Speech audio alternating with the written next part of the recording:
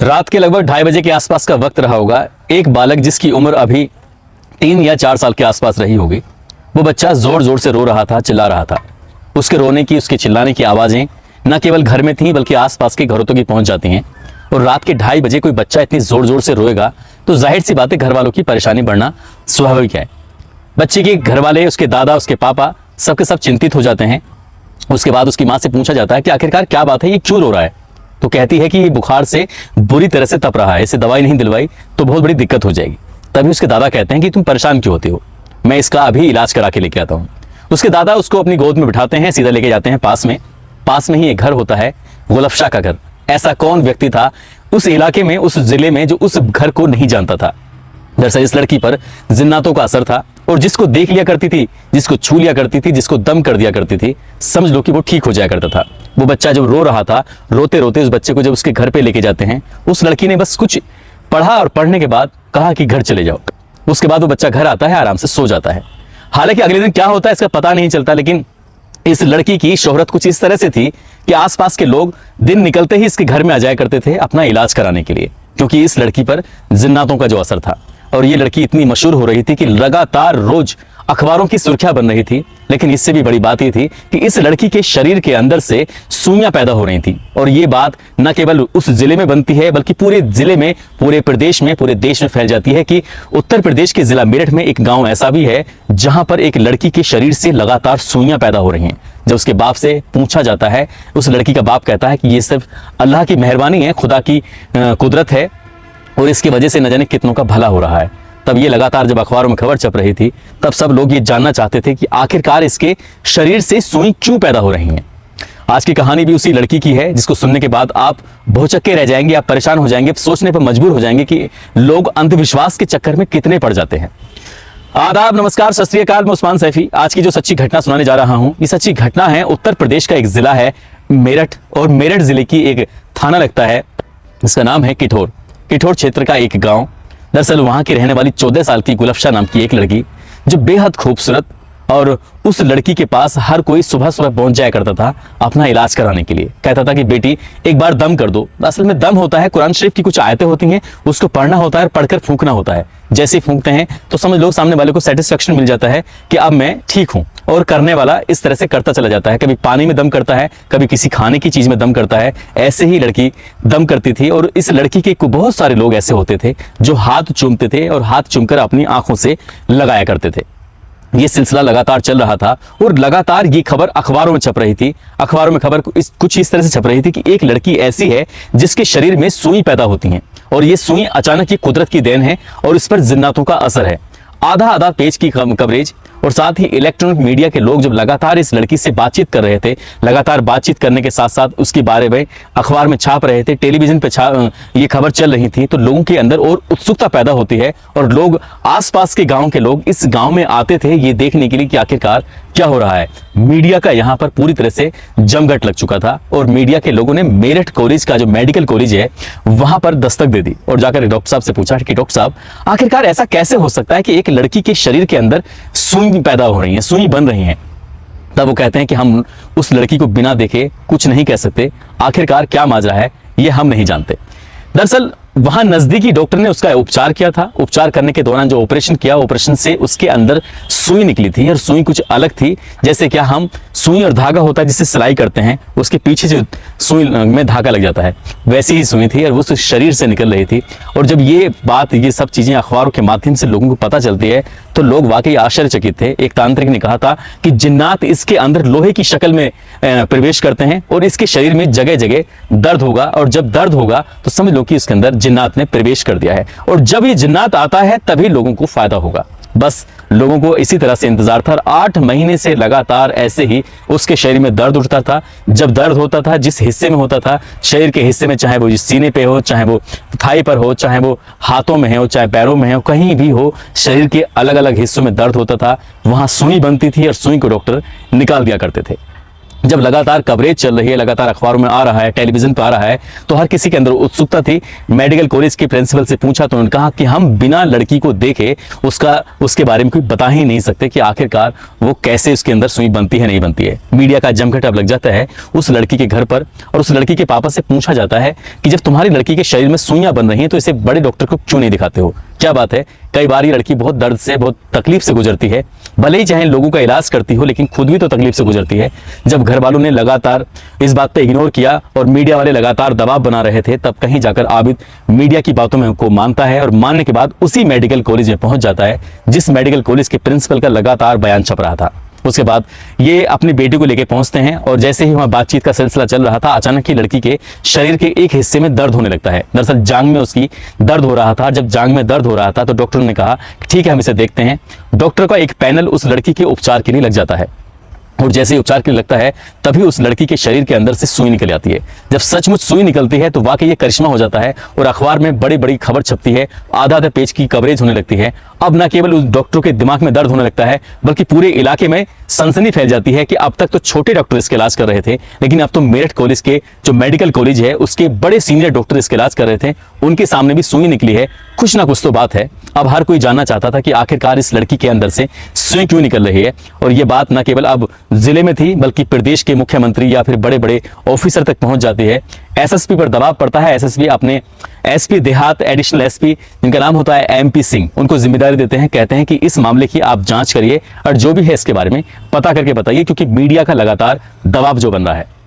अब यहां से एडिशनल एसपी एक महिला दरोगा, एक पुरुष यानी कि इंस्पेक्टर को, महिला दरोगा और इंस्पेक्टर को तैनात करते हैं और कहते हैं कि इस मामले की जांच करके बताओ कि आखिरकार माजरा क्या है, आखिरकार इस लड़की के शरीर में ऐसी क्या दिक्कत आ रही है। क्योंकि यहां पर एमपी सिंह सीधा प्रिंसिपल के पास पहुंचते हैं और प्रिंसिपल साहब से बात करते हैं। बात करने के बाद कहते हैं कि क्या सचमुच उसके शरीर के अंदर से सुई निकली थी। वो कहते हैं कि हाँ सुई निकली थी और हमने खुद निकाली है, हमने खुद अपनी आंखों से देखी है। दरअसल वो सुई सामान्य नहीं है बल्कि फैक्ट्री मेड है, जैसी फैक्ट्री के अंदर बनती है, लेकिन फैक्ट्री के अंदर बनने वाली सुई उसके शरीर से निकल रही है। बस यही आश्चर्य है। यदि वो सुई असामान्य होती या फैक्ट्री मेड नहीं होती तब यकीन किया जा सकता था, लेकिन ऐसा लग रहा है जैसे किसी की शरारत हो। अब ये शरारत किसकी थी, बस पुलिस वाले यही जानना चाहते थे, इसलिए महिला दरोगा और इंस्पेक्टर की तैनाती कर दी जाती है और इंस्पेक्टर साहब महिला के साथ पहुंच जाते हैं उसी गाँव में और ये पता करने की कोशिश करते हैं कि आखिरकार इस लड़की के साथ पहले पूर्व में क्या क्या हुआ था। फिर उसके बाद ये पता करने के बाद एक दो डॉक्टर के नाम आते हैं और गांव के लोगों के नाम आते हैं। उन सबसे पूछताछ करते करते वो इंस्पेक्टर और महिला दरोगा जब बारी बारी से जाते हैं तो एक डॉक्टर का नाम आता है जान मोहम्मद। डॉक्टर जान मोहम्मद से बातचीत की जाती है और बातचीत करने के बाद उनसे पूछा जाता है कि आखिरकार क्या मामला है, तुमने इसके जो इलाज किया है इसके इलाज में तुमने क्या देखा, क्या पाया। तब वो कहते हैं कि हाँ साहब इलाज तो मैंने किया था, लेकिन इसमें एक और डॉक्टर है जिनका नाम है डॉक्टर जुबैर और जान मोहम्मद, इन दोनों को पकड़ा जाता है। साथ ही एक डॉक्टर होते हैं डॉक्टर साजिद, इनको भी पकड़ा जाता है। 3 डॉक्टर होते हैं, तीनों डॉक्टर से अलग अलग पूछताछ की जाती है। पूछताछ करने के बाद, उनसे बातचीत करने के बाद उनसे कुछ ऐसी चीजें निकल के सामने आती है जिनको सुनकर, जिनको देखकर वाकई हैरानी होती है। तब उस इंस्पेक्टर को पता चलता है कि कुछ ना कुछ दाल में काला है और उसके बाद फिर डॉक्टर साहब से जब सख्ती से पूछा जाता है तो वो चौंकाने वाली बात करते हैं। दरअसल वो कहते हैं कि ये लड़की अब से 7 या 8 महीने पहले यानी कि नवंबर 2002 को ये लड़की अपने पिता आबिद के साथ, इनकी गुलाब शाह अपने पिता आबिद के साथ पहुंचती है डॉक्टर जान मोहम्मद के पास और वहां जाने के बाद कहती है कि डॉक्टर साहब मुझे बुखार आ रहा है, मुझे बहुत तकलीफ है, मुझे बहुत परेशानी है। क्योंकि डॉक्टर गांव के अंदर जो होते हैं वो मोस्टली वो डिग्रीधारी नहीं होते बल्कि झोला छाप डॉक्टर होते हैं। वो भी एक झोला छाप डॉक्टर होते हैं। गाँव के अंदर एक क्लिनिक उन्होंने बनाया हुआ था, एक दुकान में खोला हुआ था। आधी दुकान में तो वो खुद बैठते थे और आधी दुकान के अंदर एक बेंच लगाई हुई थी, बीच में पर्दा डाला हुआ था। और उसके बाद इस वहाँ मरीज को, जो कुछ ऐसे मरीज होते थे जिनको वो देखने की कोशिश करते थे कि इस तरह से उस लड़की को जब देखते हैं वह पिता के साथ आती है तो क्या अपने मरीज से कहते हैं कि तुम जाकर अंदर लेट जाओ और मैं तुम्हें देखना चाहता हूँ। लड़की इतनी ज्यादा खूबसूरत, जिसकी खूबसूरती को देख के अच्छे अच्छे लोग पिघल जाएं, वो डॉक्टर क्या चीज थी। उस डॉक्टर ने उस लड़की को अंदर बिठाया, उसके बाद बाहर अपनी बेटी का इंतजार कर रहा था। लड़की सचमुच बीमार थी, बुखार से परेशान थी। उसने उस लड़की को बेंच पर लेटाने के बाद शरीर के अलग अलग हिस्सों को 5 या 6 मिनट तक ऐसे ही छूता रहा और उस लड़की ने इसका कोई विरोध नहीं किया। वो शरीर के अलग अलग हिस्सों पर हाथ फेर रहा था, कभी छूता था, कभी उसे कुछ करता था और ये बार बार कोई ना कोई बहाने से कहता था कि यहाँ दर्द तो नहीं हो रहा है, यहाँ तकलीफ तो नहीं हो रही है। और 6 मिनट तक वो अपने उस बैड टच के साथ उसको ऐसे ही टच करता रहा, उसके साथ खेलता रहा। और जब 5 या 6 मिनट निकल जाते हैं उसके बाद वो अपने कुर्सी पर आकर बैठ जाता है और उसे कहता है कि तुम्हारी लड़की को बहुत दिक्कत है, परेशानी है, और कोई बात नहीं, तुम एक काम करो, मैं 2-3 ये टेस्ट लिखता हूँ, ये टेस्ट करा के मुझे लेके आओ कल और मैं इसे दिखाता हूँ। इससे पहले कि वो यहाँ से लड़की और उसके पिता निकल के जाते, तभी एक तांत्रिक की वहाँ पर एंट्री होती है। वो होते हैं कलीम मियाँ। कलीम मियाँ जैसे ही अंदर आते हैं और वो बाप बेटी यहाँ से निकल रहे हैं, तो दोनों का आमना सामना होता है और देखते ही कलीम मियाँ उस लड़की को देख के कहते हैं कि कितनी खूबसूरत लड़की है यार, ये थी कहाँ अब तक। तो इसी बात पे डॉक्टर साहब कहते हैं कि यार मुझे भी इससे प्यार हो गया है, मुझे भी इसे मतलब मन करता है कि मैं इसे अपने पास रखूं, अपने साथ कुछ इसके साथ करूं। जब एक तांत्रिक और एक डॉक्टर यानी कि झोला छाप डॉक्टर जब आपस में दोनों बातचीत करते हैं, तो इस बातचीत के सिलसिले में इन दोनों ने एक प्लानिंग की। उन्होंने कहा कि मैंने कुछ इसमें दवाइयां लिखी हैं, कुछ ऐसे टेस्ट लिखे हैं, ये लड़की कल दोबारा से यहाँ पर आएगी और जब आएगी तो कुछ ना कुछ ऐसा कुछ नया करना चाहिए जिससे कि बात बन सके। तब कलीम मियाँ कहते हैं कि जब ये आता है इसका बाप आबिद, तो तुम्हें एक बात कहनी है। वो बात ये कह रही है कि इस लड़की पर जिन्नातों का असर है और जिन्नात इसके अंदर लोहे की शक्ल में घुसेगा, और जैसे ही ये बात इसके बाप तक पहुंचेगी तब हम कुछ नया काम करते हैं। यानी कि अगले दिन फिर वही तय कार्यक्रम के तहत वो पहुंच जाता है। और यहाँ इसको डर था जान मोहम्मद को कि वो इसका इलाज नहीं कर पाएगा, इसके अंदर सुई इसके शरीर के अंदर प्रवेश नहीं कर पाएगा, इसलिए उसने अब जो पड़ोसी गांव का डॉक्टर है, डॉक्टर जुबैर, उसको भी मौके पर बुला लिया। अब डॉक्टर जुबैर भी आ जाता है और ये तय कार्यक्रम के तहत मतलब कि अगले दिन उस बाप और बेटी को आना था, वो रिपोर्ट लेके आते हैं। रिपोर्ट सब सामान्य थी, उसमें कोई दिक्कत वाली बात नहीं थी, लेकिन उसने उस लड़की को लिटाया और लिटाने के बाद उस लड़की को एक बेहोशी का इंजेक्शन दिया। और बेहोशी का इंजेक्शन देने के बाद उस लड़की के अंदर, उसके शरीर के अंदर सुई प्रवेश कर दी, और सुई प्रवेश करने के बाद तब वो आराम से उसके साथ ऐसे छेड़छाड़ करते रहे।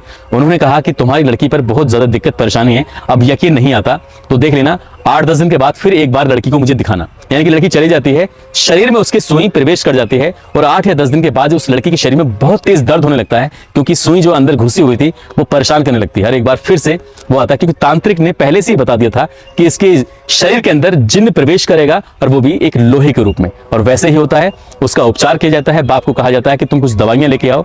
बाप दवा लेने के लिए दूर चला जाता है अपने उस गांव से। दवाइयां जानबूझ के ऐसी लिखी जाती हैं जो उस गांव में मिलती ही नहीं या आसपास के गांव में ना मिले। उस लड़की को एक बेहोशी का इंजेक्शन दिया जाता है, उसके शरीर के अंदर से वो सुई निकाली जाती है ऑपरेशन करने के बाद, और पहले जान मोहम्मद उसका बलात्कार करता है। उसके बाद फिर डॉक्टर जुबैर उसका बलात्कार करता है, और बलात्कार करने के बाद इसी बीच में उसका जो पापा हैं, उसके अब्बू हैं आबिद, वो भी मौके पर पहुंच जाते हैं और वो उसे कागज में लपेट कर वो सुई दिखाई जाती है कि देखो तुम्हारी बेटी के अंदर से इस तरह से सुई बन रही है।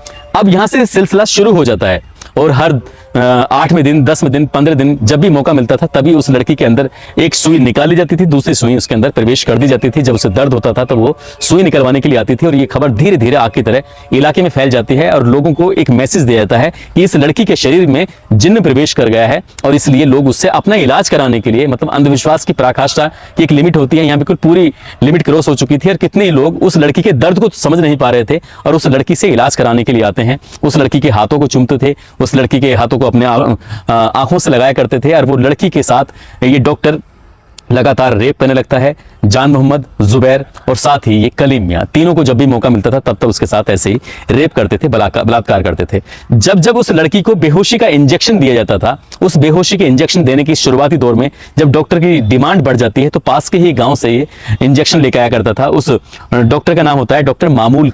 डॉक्टर मामूल के पास वो बेहोशी के इंजेक्शन मिलते थे। अब वहां जाने के बाद डॉक्टर मामूल ने कहा कि यार आजकल तुम बहुत ज्यादा इंजेक्शन लगाते हो, क्या बात है, क्या क्या क्या परेशानी, किसको इंजेक्शन लगा रहे हो। जब ये वाली बात डॉक्टर मामूल पूछता है तो डॉक्टर जान मोहम्मद को ऐसा लगता है कि शायद मामूल को ये बात पता चल गई है। तब वो पूरी कहानी उसके सामने बयां कर देता है।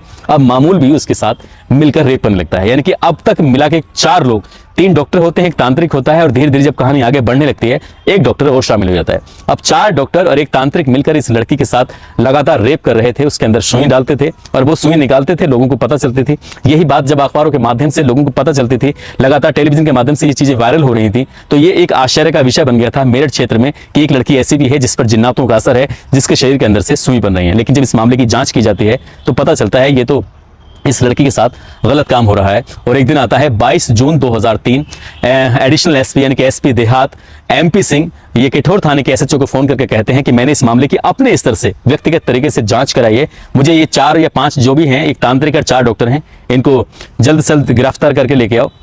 और बात करनी है। उन्हें गिरफ्तार करके थाने लाया जाता है और थाने लाने के बाद जब प्रेस कॉन्फ्रेंस की जाती है तो मीडिया के यहाँ जमघट लग जाता है और मीडिया के सामने वो अपनी सारी सच्चाई, पूरी कहानी जब बयां करते हैं तो लोग सुनकर हैरान थे, परेशान थे। लोगों का गुस्सा फूट जाता है, न केवल प्रशासन का गुस्सा फूटता है बल्कि पत्रकार और आम लोग इतने परेशान थे कि एक 14 साल की बच्ची के साथ लगातार 8 महीने से बलात्कार हो रहा है और लोगों को यह मालूम किया गया कि ये कुदरत का करिश्मा है, ये अंधविश्वास नहीं तो क्या होगा। हालांकि चारों को गिरफ्तार करके या 5 को गिरफ्तार करके जेल भेज दिया गया था और पुलिस ने, आम लोगों ने भी उन आरोपियों की जमकर खबर ली थी और उसके बाद उस इलाके में फिर किसी लड़की को कोई सुई नहीं निकली। दोस्तों, इस घटनाक्रम को सुनाने का उद्देश्य भी किसी को परेशान करना नहीं है, किसी का दिल दुखाना नहीं है, बल्कि आपको जागरूक करना है। यदि आपके आसपास किसी भी बहन बेटी के साथ इस तरह की कोई दिक्कत, कोई परेशानी हो रही है तो आपको जागरूक रहने की जरूरत है। इस तरह से अंधविश्वास के चक्कर में पड़ने की बिल्कुल भी जरूरत नहीं है। जाते जाते कुछ लोगों के जन्मदिन है, जिसमें हितेश जाखड़ है पलवल से, राशिद खान है मेवात से, हेतराम गोदारा राजस्थान से हैं, अरमान गौर दिल्ली से हैं। इनको जन्मदिन की बहुत सारी शुभकामनाएं, बहुत बहुत मुबारकबाद। साथ ही कुछ लोगों ने नाम लेने की अपील की थी, इसमें यशांक शर्मा, कपिल सागर गुलाब कुमावत जैसलमेर से हैं, नवीन दास वैष्णव, नंदलाल प्रसाद गाजीपुर से हैं, दीपक राज बिहार से हैं, निंकू सिंह बिहार से, मोहम्मद इरफान कुरैशी इमामुद्दीन भरतपुर से हैं, पिंकी गुप्ता इनके पति प्रमोद कुमार गुप्ता बिहार से हैं, रामवीर मध्य प्रदेश से हैं, सुमन रॉयल, तालिब खान अजय कुमार राजस्थान से, जैनुद्दीन सैफ, मोहम्मद दिलावर अनवर अली बिहार से हैं, नारायण जाखड़ नागौर से हैं, अमन गुप्ता, इरफान खान, देवराज, जितेंद्र कुमार, सुमित कुमार दिल्ली से हैं, नीरज। इन लोगों ने नाम लेने की अपील की थी। आप सब लोग अपना ख्याल रखें, सुरक्षित रहें। जय हिंद, जय भारत।